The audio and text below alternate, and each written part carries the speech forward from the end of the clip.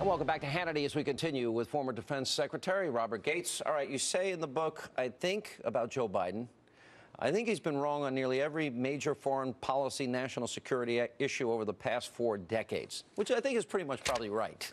But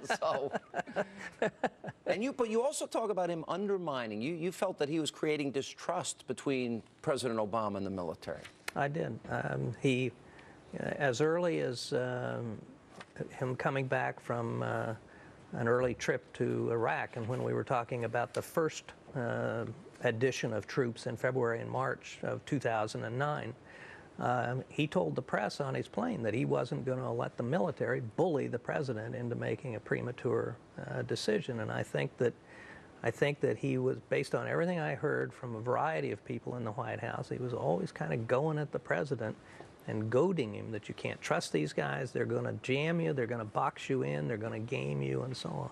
Yeah. Do you think he hurts the president in that sense, that he gave him bad counsel?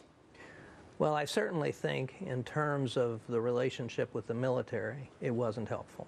Now, I do say in the book, the military, I think some of the senior military spoke out publicly too often and outside of, for example, congressional testimony where they're supposed to speak out on these issues. And I think that in speaking out and in ways that limited the president's options potentially or put pressure on him, they gave some cause for people in the White House to be suspicious. But I think it was actually both sides doing things. And as I said earlier, I don't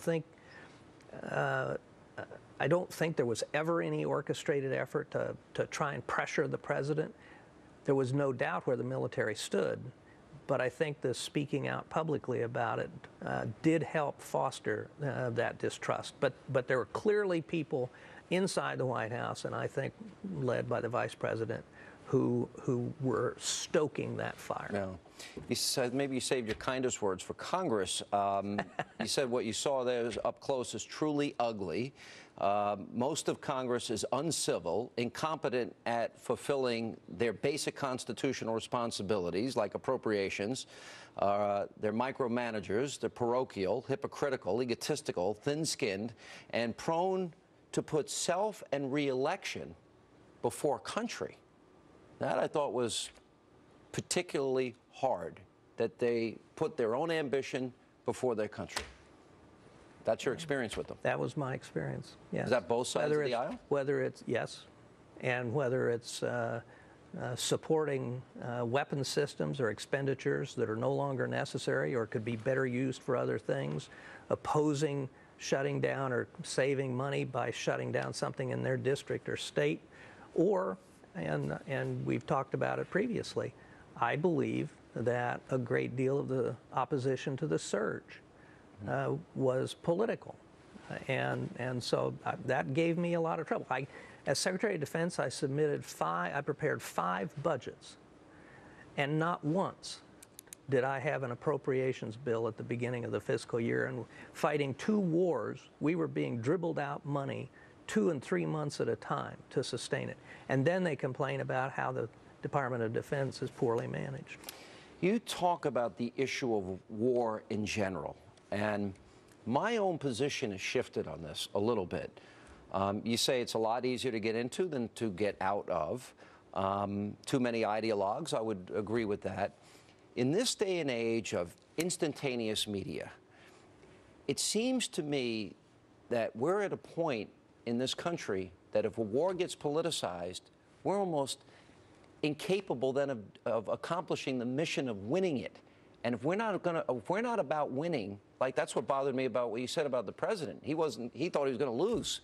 If we're not about winning the war, I don't think we should put one American soldier in harm's way.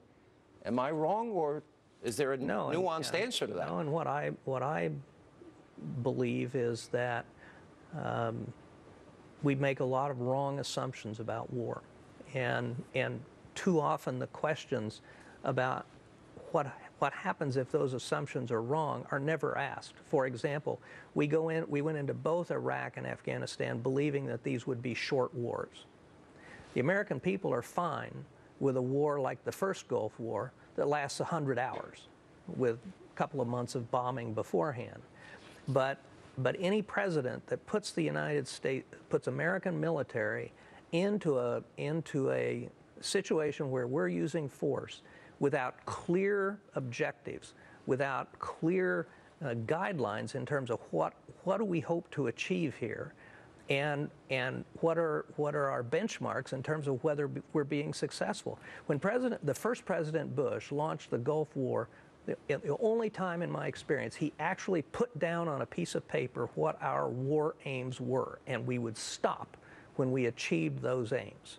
See, and we need clarity from our political leaders, from presidents, when we do use military force, so that we don't get sucked into long, grinding conflicts like we face both in Afghanistan and Iraq, and where you end up with ambiguous outcomes. This will be my last question, because we kind of come full circle here. Because based on what you're saying and what you say about war, and you even kind of mock a little bit Joe Biden, the idea that we can just use drones and win wars, that we're not there yet. Maybe one day we'll be there, but that's not reality right now, that you can win a war that way.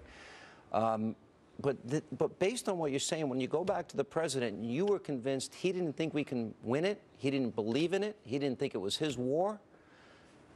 I don't know if I could have served under a president that wasn't convinced he was going to win that war and do everything possible to win. Well, and that's I think the distinction that I would draw.